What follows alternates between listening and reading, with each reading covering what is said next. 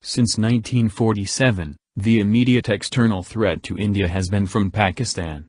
While Kashmir has been the principal bone of contention, India-Pakistan conflict is actually deep-rooted in incompatible national identities and divergent geopolitical interests.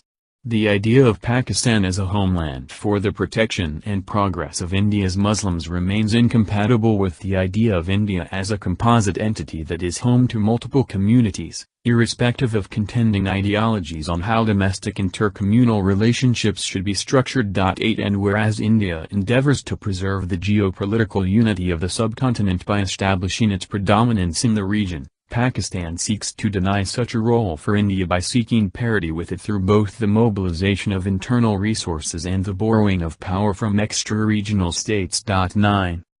For India, the principal defense imperative vis-à-vis Pakistan has been to deter, and if deterrence fails, then, defeat Pakistan's efforts to alter the territorial status quo. Since 1947, Pakistan has repeatedly sought to annex Kashmir by relying on irregular strained, backstopped and reinforced by its army. 10 India has been able to cope with this challenge, albeit not to complete satisfaction, by maintaining a measure of conventional superiority, and based on that superiority, threatening or employing escalation to deter or defeat Pakistan's attempts at changing the territorial status quo. 11. Thus, when Pakistan attempted to prize Kashmir away in 1965 by first dispatching a large number of trained irregulars and followed it up with a military assault, India expanded the war to the Punjab front.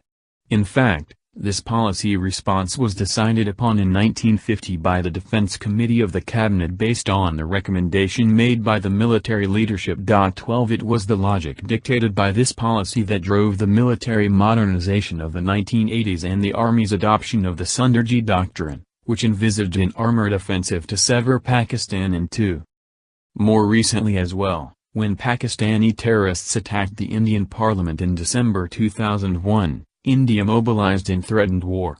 This exercise in coercive diplomacy did yield some results, especially a ceasefire in Kashmir lasting a good 12 years until 2015, as well as Pakistan initiating the first reluctant steps towards placing curbs against anti-India terrorist groups on its soil. 13 Thereafter, in order to achieve a greater degree of coercive success, the Indian Army devised the Cold Start Doctrine, which envisages a swift response to a grave Pakistani terrorist provocation by undertaking multiple shallow thrusts to capture slices of territory and detrite Pakistani forces.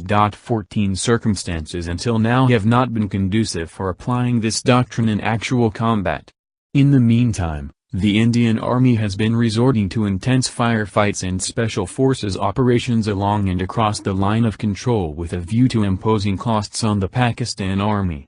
But this course of action has serious limits in that such pinpricks only enrage Pakistan and provided an opportunity to engage in a potentially endless cycle of tit-for-tat actions and reactions, as is being witnessed during the last several years.